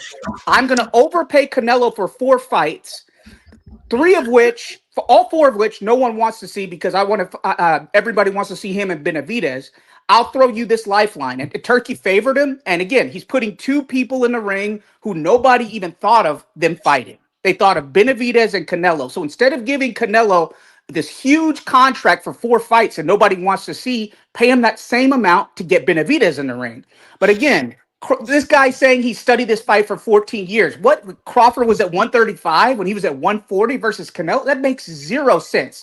He Cap. must have been hanging out with Devin Haney's brother, seeing the future and shit. What the fuck is he talking about? It's like, man, come on. 14 years. I don't even need 14 years. I need 14 seconds to study this fight. Here's one thing I'll say, like, to kind of break it down before I go. Bud has a lot to worry about going into this fight that a lot of people ain't considering. One, he's going to be heavier. He has to get used to carrying that weight and fighting at that weight. I don't care what none of y'all say. Sparring is different from fighting. Training is different from fighting. You got to be able to get used to reacting at that weight because he's going to be slower. He's going to have to get used to punching at that weight because his punches ain't going to be as snappy carrying that extra weight on. Like that's stuff that people don't realize is going to mess with you. Like if you gain weight up, it don't matter if it's muscle or fat.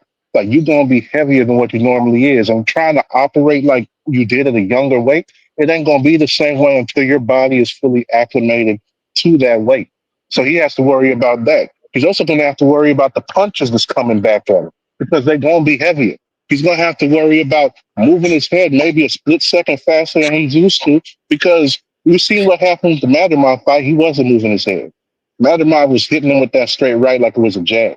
Like there's a bunch of stuff that go into this apart from being able to go ahead and come up with a strategy to win. He's going to have to be worrying about all those adjustments he has to make for himself to be able to fight a way that he's used to at a weight that he's not used to. That's something that people is ignoring. So he has all that working against him. Then you got Canelo, who's used to that weight and been up there for like 5 years now, like 7 years. Because shoot, I think it's been since 2017 or 2016 he's been in 168. I believe the Hey, man. You know who I just forgot has a better resume than Bud? Usyk. Oh yeah, Usyk. He can't be, even if he beat Canelo Alvarez, he still didn't do what Usyk did. Usyk is undisputed at cruiserweight and 2-time undisputed at heavyweight and beat everybody in fucking heavyweight and didn't duck nobody with the exception of hopefully not Joseph Parker. So I was just thinking, man, he's not going to be the top. He won't be the number 2. He'll maybe the number 2 guy right now as far as their resumes go. Because AJ, 2 wins over AJ, 2 wins over Fury, 2 wins over Dubois, 2 wins over Dubois, and even beat guys like Chisora early. And you guys laugh at Chisora. Chisora has a hell of a resume. He's like what's his name? Yeah. And that's a guy who's properly acclimating to the weight. He didn't just go straight, and that's where Usyk, this difference between a cash grab, which is what this fight is, that everybody says Tank versus Jake is, but they say Crawford's pursuing greatness when it's not. When you properly acclimate to the weight by taking on Kurt Tablespoon, took on Chisora when he first got in, and Chisora fought everybody pretty much except Wilder. He has a lot of losses, but the dude is tough as nails. So again, I don't see how people can have Crawford number 1 pound for pound, just like There's another guy. There's another guy that got a Usyk better has a resume. much better resume. Look at what Usyk did at freaking cruiserweight. I would like to see after he fight Canelo, I would like to see him go back down and fight Usyk, truthfully, to get him on the resume. You want to see Terence Crawford go fight Usyk to get him on the resume? I would like to be an add-on to the resume. What else is it going to be for him to do after that? Jeff, hold on one second. I need to make sure I heard you say that you want Terence Crawford to go up and get Usyk? Yeah, going back down. Yeah. Go ahead and fight Usyk after. I mean, what else? Who else is he going to fight? You talking about Canelo fight? You talking about Bud fighting Usyk? After the Canelo fight. Oh, okay. He said going back down to fight Usyk. Okay, yeah. I heard that right. Yeah. You're saying that Bud needs to fight Usyk, the heavyweight undisputed champion of the world. Yeah, I mean, go ahead and fight. Well, go to 175, maybe 175. I don't think he's going no higher than 68. I just wanted to make sure there wasn't earwax in my ears, bro. No, The he's first thing the going. guy No, he said I go don't back think he's down. going higher. I don't think he's going higher than 68. He's not going higher than 68. I don't think because everybody want to see him fight the Mexican monster at 175. That's not going to happen. So maybe go back down to 154 and see what's out there, what's down there. You know, Why can't he fight Benavidez if he beats Canelo? And you'll probably have to rematch him because nah, I'm sure there's nah. no. Why can't he? Benavidez He said he'd go not. back down He's to not going to do that. 168. He's That What? not means going. He's What? not if he's gonna So beating be he's them. big talking, enough. He's hey, big enough to fight the cash cow where he literally has nothing to lose, but he's not big enough to fight Benavidez. Tell me why. Tell me. No. See this. He don't have that reach. Exhibit A, He don't have the reach. Exhibit He don't have A the reach. of why this is a cash grab. Jeffrey Brooks just proved it. Mic drop on y'all jabronis. okay, Jeffrey Brooks just proved what it. about Fundora? He What can you mean? avoid Janabek. He can avoid Laura. He can avoid those guys at 160. He can avoid the Sharks at 154. He can fight the cash cow at 168 and who's done all the heavy lifting and is undisputed, just like Errol did all the heavy lifting at 147. But he cannot fight Benavidez, who said he'd come down to 168 for Crawford, and Canelo, who already there's some dynamic family history with him beating Benavidez's brother, who was shot in the leg. Another reason why Crawford's resume is trash. One of his best wins is against a guy who was shot in the leg and had one leg in the ring that fight, and that was a competitive fight.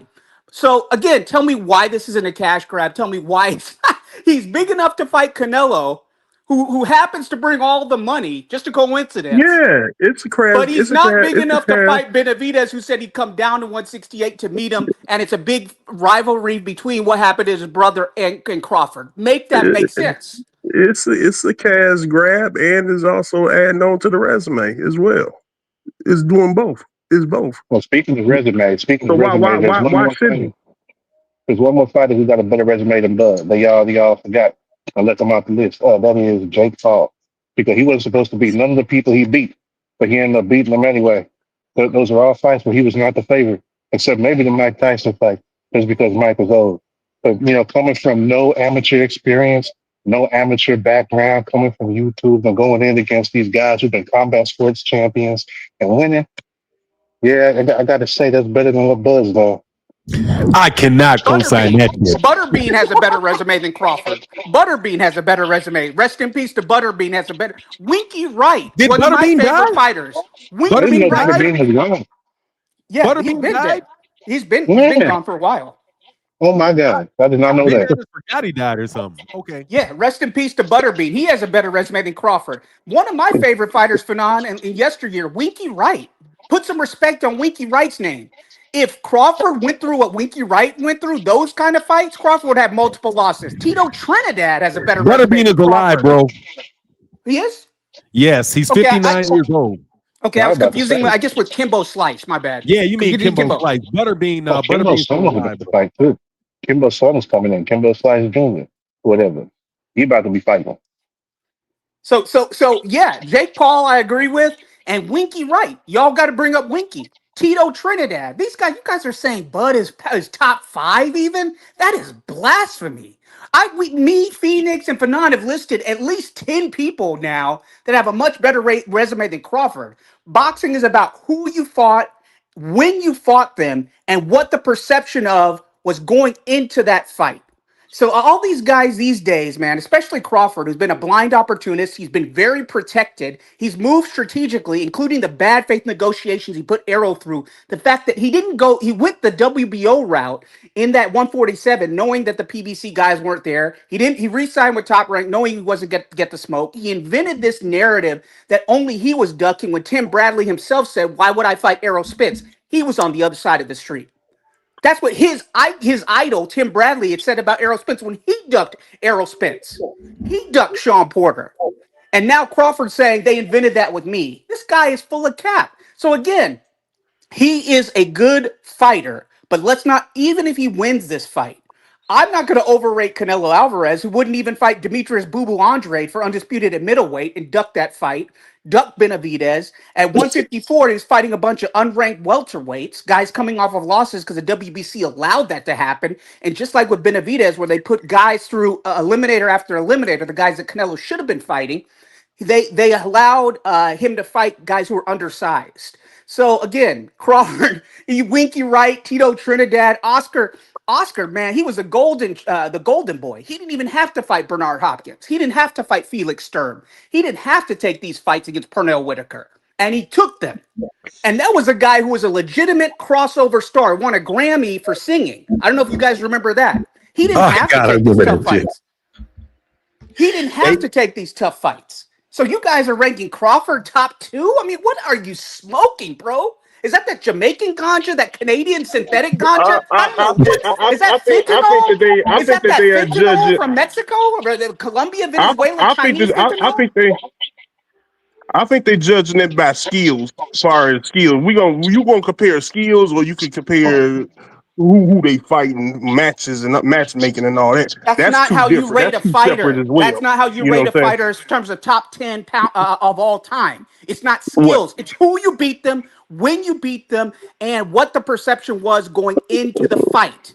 Skillful Well, or not. And how do you display skills? It's not against a bunch of bums or a bunch of injured dudes or a bunch of dudes who, like Benavidez, who Junior, whose leg was shot up and he only had one leg in the fight. And Benavidez, and I'm not calling Benavidez a bum, just to clarify, that's not what I'm saying because he's not a bum. I'm saying that he was limited going into that fight. Clearly. So Crawford's had a bunch of fights against where he's heavily favored, and you're rating him above guys who've been in multiple 50-50 fights against highly, at the time, thought of as even fights, and then later on the public said, yeah, those were even fights. You want to rank him above a Winky Wright? You want to rank him above a Bernard Hopkins? You want to rank him above an Andre Ward, above a Ray Robinson? This is blasphemous. This is above a Shane Mosley, above an Oscar De La Hoya, above even Chavez Sr. I would rank above Crawford. Chavez Sr., yeah, he fought a lot of taxi drivers, literally, but he had more 50-50 fights. Pernell Whitaker? Come on. I mean, what are we? Jack Johnson, I put above Crawford. Come on. What am I listening to? Joe Louis? Roberto Duran. What am I? Salvador Sanchez had a short career, but even if Crawford beats Canelo, and I rank Salvador Sanchez even with his short career above Canelo because he took more chances and to me displayed more skill. I would rank Salvador Sanchez ahead of Crawford. I'd rank Miguel Cotto in terms of what the criteria that I laid out, the 50-50 fights before going into the fight and then afterwards stood the test of time. I would rank Miguel Cotto's career ahead of Crawford. Period. I'm not talking about these skills, man. If you're displaying skills against Somali warlords and Yemenis pirates, what the fuck does that prove? But if you're displaying skill against Tito Trinidad, against Oscar De La Hoya, against Kelly Pavlik's another guy who had more 50-50 fights. He's not in the Hall of Fame. Crawford is a black bum Lovekin. That's it. He is a black triple G. That's what he is. Damn, that's interesting. I wouldn't even go that far. I would say he's what people thought Floyd was. Remember they were saying Floyd was picking and choosing. Man, look at what Terence been doing with his opponent. At least people thought that Floyd's opponents was gonna beat him. But now, like the way the bud been moving, can't agree. I cannot agree. And even then, like shoot, there's a bunch of other names you could put up there. You could put Juan Manuel Marquez, you could put Eric Morales, you could put Leo Santa Cruz, you could put shoot, who else? Maybe Lamont Peterson even. Like there's a bunch of people that you could put up there above Terence Crawford. That for me, it's like how we gonna say that somebody who's already been dismantled, he get extra credit for it, like because he's fighting Nonito a Donaire took more risks than Terence Crawford. Nonito yeah. Donaire did not have to fight Regendow. You jabronis forget that. Because everybody, including his own promoter, was shitting on Regendow. And Nonito took a risk. He didn't even have to take that fight. There was no money in that fight. And he took it for pride. Let me know when Yeah. Crawford has done the same thing that Nonito has done. So And Nonito's ahead of Crawford. then Regendow fighting Lachenko. everybody is. Regendow ain't had to move up for that. But there's a lot of people ahead of Crawford. Like for real. Like I don't know how we gonna look at all these other fighters. Like shit, they got Mark Too Sharp Johnson. Man, Crawford ain't better than him. We had Julian Jackson. We got Marvin Hagler. Man, there's a whole bunch of people that Bud Tommy don't compare Hearns, to. not top Yeah. 25. Okay, so I said borderline top 25. I think we'd name more than 25 fighters right now. He's not top 25 even if he beats Canelo. He's not going to beat Canelo. He's going to get knocked out as Phoenix, or he's going to. If he doesn't get knocked out, it's going to be a one-sided beating. But he's not top 25 even if he beats Canelo. Well, Where do you put him at if he knocked out Canelo? That's my question to you. Where do you Am I put him giving at him bonus points for knocking people out now? if he knocking them out? oh, I can answer I mean, that. he's 30, he's 30. I mean, at the age of 37, he's getting older, and if he's still knocking people out at the age of 37, Canelo on top of it, you got to place him somewhere. What are you Power's the talking last about? thing to go. So how am I let me giving ask him you, credit? let me dip in for a second. If you do that, you got to put him underneath George Foreman, and you got to put him. You're probably going to have to put him behind Manny Pacquiao, because Manny Pacquiao, quiet as kept, could have just won a championship at 46 years old, bro. Manny Pacquiao held a welterweight championship at over the age of 40. George Foreman won a heavyweight championship at 45 years old. So, nah, bro, you're looking for a reason to make Bud like, dude, there are guys with careers that are so fucking thick that it's just impossible to get past them with what Terence has done in his career. He's just not Sugar Ray Leonard, bro. Sugar Ray Leonard beat Hearns, he beat Roberto Duran, he beat Tommy Hearns, Marvin Hagler, Roberto Duran, Wilfredo Benitez. He moved all the way up to, I do believe he won at 168, didn't he? Against Donnie Lalonde. He became a 168-pound champion against Donnie Lalonde. Like if you sit and look at the resumes of these guys, they were fighting for 20 plus years, bro. We can't forget that the 1980s happened, bro. You know what I mean? It's like, it sounds like you want to forget that the 1970s took place. There's a whole fucking decade of people whooping ass in the 1970s. You can't just assume because Terence Crawford is whooping ass now that he would have whooped ass in the 70s. No fucking way is Alexander Usyk today. No way is Alexander Usyk doing what he did to the heavyweights today in the 1970s. No fucking way is he running through them fucking 1970s heavyweights, bro. So why in the world with 130, first of all, 135, bro, he didn't fight anybody at 135 because there was nobody there to fight.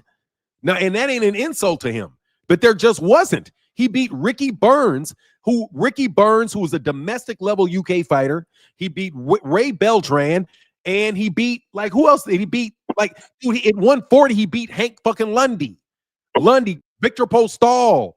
You brought up Hank Lundy. Remember that. And Fanon, you brought up another point, Ray Beltran. Speaking of handicapped fighters, Ray Beltran was on the run from ICE when he was fighting Crawford. Look at the interview. Beltran was afraid of being deported back to Mexico. That's another handicap or some kind of situations going on with Crawford, man. You can't compare him to these guys that we're naming. I mean, again, power's the last thing to go. Speed, skills, those kind of things are the first to go. So if he knocks out Canelo, which he won't, then I'm not going to rate him any higher. Again, he's not top 25. Again, and because power is the last thing to go. He can't, Fanon and Jeffrey and Phoenix, Crawford, even if he beats Canelo, can't hold a candle to the fart in the wind of George Foreman, Manny Pacquiao, and these guys that we're naming.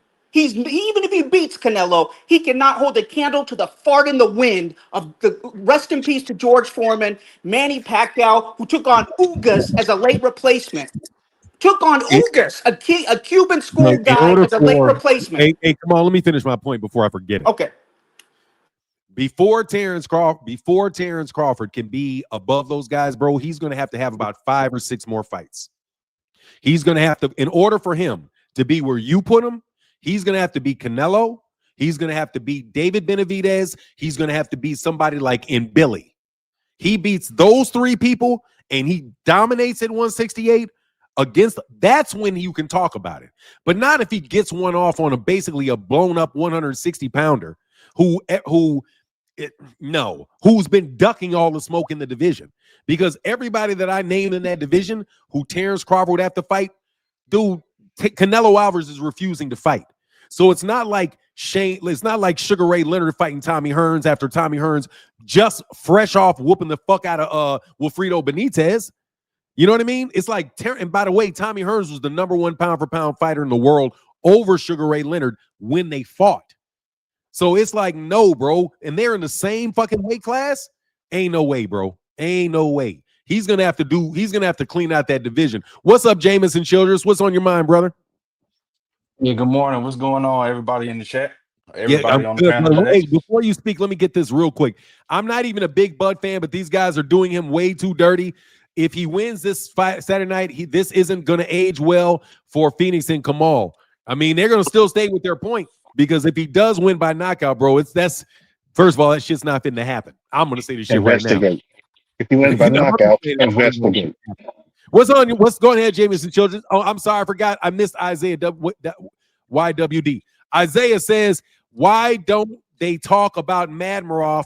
Bud looked average. He didn't look good against Madmaroff, but he might have been amped up for the fight. Thank you, Isaiah YWD, and good to see you again. Go ahead, Jameson. No, I was just saying good morning to everyone, but no, first and foremost, to Kamal Oz's point, I agree 100%. It's not just about how skilled you are, it's who you beat, when you fought them, and how did both of you look when you fought. All of that goes into how we judge a victory or a loss. It's the reason why some people get less credit despite winning a fight. It's the reason why some people get more credit despite losing a fight. And then the other point I wanted to make as far as how we rate Bud in the all-time conversation, Bud would have a better argument if he went on a legitimate run at 154. If he, after winning that Madrimov fight, if he stayed in the division and got the fight of Fundora, if he got a fight over Tim Tszyu against a Murder Zaliel, if he went through, Jamel Charlo, Erickson Lubin, all these killers at 54, and if he still came out unscathed, then we could have a legitimate conversation because that would be the first time he stayed in the division and really ran the gauntlet against somebody, not against injured, compromised fighters, not against guys who he, picked and chose when he fought them. But him just going up to 168 arbitrarily to fight a guy who is showing signs of slowing down, big fucking whoop. But that's the only points I wanted to make. Appreciate you, Jameson. Appreciate you, brother. Good to see you. How's the gig? Oh, it's still going well, man. I actually owe you a phone call this week, man. I got to share some good news with you. Okay, cool. Hit me up, man. That's what's up. Absolutely. All right, man. But like I said, salute to everybody on the panel. Jeffrey Brooks, Kamal Oz. Shout out to you guys, Phoenix. And I'm gonna let y'all keep cooking. Thanks, man. Yeah, I'm about to roll out of here in a second, though, man. Just to let y'all know. I gotta. I'm gonna wrap up tonight. But let me say this. Jameson brought up a great point because I was about to head out too. I will say this. In addition to what Jameson said, very succinctly, he's very concise and very precise in his language, much better than me. Always a pleasure to share the panel with Jameson and of course Jeffrey. Even if Jeffrey, you're a bit misguided. It's also about with resumes. It's about, do they stand the test of time? Most importantly. So did Indongo stand the test of time as an all-time great? Is Indongo in the Boxing Hall of Fame? Is he even in the African Boxing Hall of Fame? I think we know the answer to that. Rhetorical question on the African Boxing Hall of Fame. Postol wasn't even a Ukrainian Olympian. Okay, and again, when he does these underhanded disses to Errol Spence and to even a guy who he said was his buddy and Sean Porter and doesn't even mention them as his best wins, and he lists Ricky Burns and Postal. Ricky Burns, who, by the way, ducked Adrian Broner. His countryman, Gavin Reese, had more cojones than Ricky Burns did to fight the in prime, let his hands go AB when AB was thought of as as being up there as pound for pound.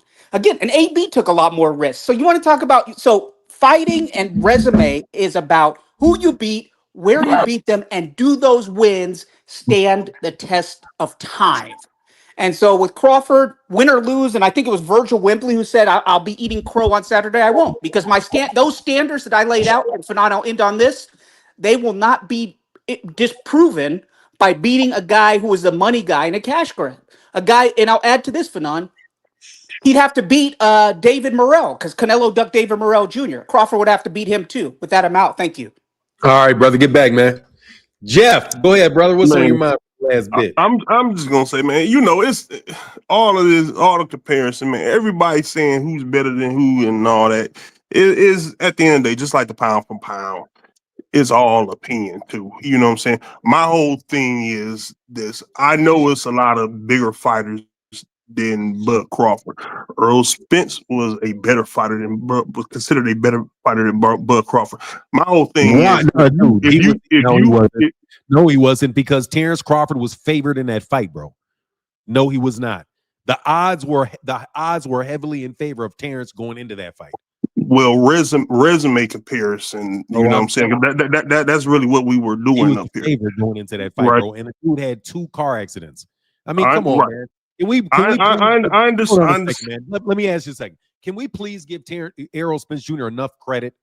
Yeah. To give him credit for the fact that he was injured, that he got thrown 20 feet from a car and his body got broke up, bro.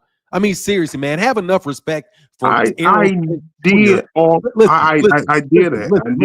If Terence Crawford got thrown from a car 200 feet, crashed his body, had 2 fights in 4 years, bro, you're not going to sit there and ignore that shit in his career, bro. So just for giving Errol the respect that you need to give Errol, admit that the dude was depleted when he got in the ring, bro. And you can say it's not Bud's problem, but that doesn't mean you can ignore it, Jeff. You know it's a fact, bro. So don't ignore it. It's a fact. I'm not ignoring that. I'm not ignoring it. But my whole thing is it's been totally different. I could agree with that even more. Hey, he got into the car accident and got thrown out, and then went straight to the ring with Bud Crawford right immediately after. Two car accidents, a torn retina, 2 car accidents, and a torn fucking retina, and 2 fights in 4 years, bro. Come on, man. I'm looking at the Ugas. I'm looking at the Ugas fight right after that. But that's not even the point I was trying. I wasn't even done making my point. I'll let you make your point. I promise. Okay. All right. Jeff. That's why people got a problem with what you're saying, bro. Because you want to give Terence Crawford credit for being the greatest fighter ever is where you started at, which is why he got so much criticism. He got so much criticism today because of the statement that you made that is grossly exaggerated, bro. But at the same time, dog, while you grossly exaggerate what this dude is doing, you also won't acknowledge that Errol Spence Jr. was legitimately injured by a major traumatic accident. So it's like you're giving nothing to Errol on one hand, and you're giving everything to Terence, bro. It's the examples that you use that are so wide. There's no reason in the world to believe Terence Crawford is the greatest fighter ever because he beats Canelo when Canelo has already lost to Floyd Mayweather. He already lost to him. He lost to Erislandy Lara. He lost to Austin Trout. He lost to Dimitri Bivol. But you're gonna call he's not undefeated. He's not close to undefeated. And he lost to guys smaller than Bud. He already lost to a guy smaller than Bud. But you want to give Bud credit, way more credit, than you want to give Floyd. You're not saying Floyd should be the greatest ever because Floyd beat Canelo. Come on, man. You're just doing too much for Bud and you're taking away from other people. No, what I'm saying is because I noticed how everybody was before they fought. I noticed how everybody was bragging. Oh no, Bud is not going to beat Errol Spence because of this, because this reason. Not one person said, "Oh well, wait a minute, that car accident. Let's not forget he had a car accident. He had a car accident. You guys weren't saying that then." Yeah. Why are you telling a story, bro? People put out all kind of shit about his car crash. We know that. Dog, don't say that nobody was saying that Errol Spence Jr. he had a fucking car crash he almost died in, bro. We know that. How could you say nobody brought that up, bro? That's not true. You can't use that as an excuse for him losing the way he lost, man. We're talking about Terence Crawford and Canelo, bro. Errol Spence was injured. That's it. Into the fucking question, bro. You're not going to get anybody ever but the Terence Crawford, that Errol, after being thrown 30 feet in the air and landing on concrete and damn near dying, having a torn retina and another car accident, brother, you're never going to convince somebody that didn't affect him. That is fucking ridiculous, bro. Well, that's an excuse. That's an excuse, bro. No that's fucking way. Jeffrey, there's no fucking way you're being fair. We can't say that. You can't say that. Stop. You have a body, don't you, Jeffrey? You have a body, don't you? What if you shattered? If I throw your ass out of a fucking car at 70 miles an hour and you bounce off cement? Come on, man. Shit. You can't say that, bro. You can't say that was the reason why he lost. Errol Spence Jr. is not fucking Clark Kent. He is definitely not Wolverine. Okay? Wolverine can be thrown out of a car 50 fucking feet in the air and bounce on cement and nothing happen. That doesn't happen with human beings, bro. Okay, and Crawford got shot in the head before. So he did not get shot in the head. What are you talking about? He got been shot in the head before. Bro, he been shot in the head before. Shot in the head. What he got shot at? Shot in the head. Where he got shot? Where did he shoot at? Where did he shoot him at then? A bullet grazed him. Oh, that's a headshot. A headshot. A headshot, right? If you get, you act like somebody put a bullet to this nigga's head and squeezed the fucking trigger. Come on, bro. He got hit by a bullet, a headshot. You can't say the significance of that affecting him and then say the accident had an effect on Errol Spence, man. He didn't even go to the fucking hospital. It doesn't matter. It's a headshot. It does matter, you got grazed in the head. He didn't go to the hospital. He didn't get hurt. The bullet did not penetrate his body. The bullet did not enter his body. The bullet hit a window and grazed him. It did not get in the head, bro. If how you know that didn't have an effect? They're gonna die. How you know that didn't have an effect? Bro, I gotta let you go, bro, because I know people that got shot in the head before. I know people who got shot in the head, sir. In the head. Okay. Bud did not get shot in. You know what in means? Do you know the word in? Inside. How do you know that didn't have an effect on him? To get shot in the head, how do you know a bullet? You have to have a bullet inside your head. How did you know the graze didn't have an effect on him? I know a graze, just like Earl Spence, because a graze is a cut. If you get grazed by a bullet, you know what that's like? That's like going into your kitchen and slicing your hand with a knife. I have plenty of knife cuts on me from me playing with knives. That's not the same thing as saying I got stabbed. Okay? If I slice your hands with a knife, that is not the same thing as saying I stabbed you in your hand. You don't know what the effect of graze had on a person, sir. There was no effect. There was no effect. You making excuses about a car accident and instead of a bullet grazing somebody. Sir, you're making some shit up because Bud did not get shot in the head, bro. He did not get in the head, bro. He got grazed. You know what that's called? You know what that's called? That's called being lucky. Bud was lucky. That's what Bud was. Bud was lucky he's not dead because the bullet didn't go in his head. So what you're talking about is somebody that's lucky to be alive, but he got lucky. He did not get shot in the head, bro. If he had got thrown out of that car and thrown 50 feet in the fucking air and bounced on cement, you're trying to compare that to a flesh wound? It's a flesh wound. All it is a cut. You've been cut. A graze can't hit the skull, is what you're saying. It's called a graze. A graze cannot hit the skull. The simple fact that they're using the word graze means that it brushed by and didn't have contact. The brunt of that did not touch him, it grazed him.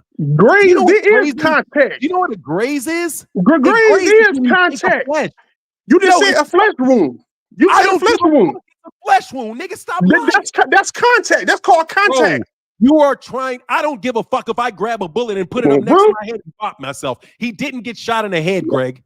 And you can't say what he didn't do. Just like you can't say that accident had an effect on Earl Spence. I know this, Greg. That's my whole point. Jeffrey, you know full well he did not get shot in the head because you know. I don't know that. You don't know that. You don't know, Grazing. just like I don't know. Yes, I do, because he You got only know. grazed. You only know what he says, Yes, right? dude, he got grazed. He said he got Oh. grazed. Okay. He said he got grazed by a bullet. That's called being lucky. It didn't touch him. The bullet did not contact his bones. It swept Okay. by his skin. So you think, Bud, you're comparing having somebody cut their skin is the same thing as being thrown out in a fucking car and bounced off cement, bro? Gotta go. Bro, that's the fuck is wrong with these Terence Crawford fans. God dang, bro. The man did not get shot in the head. Like, what is that, bro? Somebody got that. He got, dude, it's like, what are you gonna do? You gonna compare cutting yourself shaving? If you cut yourself shaving, are you gonna say that's the same thing as being hit by a truck? Oh, Arrow got hit by a truck. Bud cut himself shaving. They both got injured. Wow. I mean, for real, bro. He got grazed by a bullet, and you're trying to compare that to somebody that got bounced off cement, bro.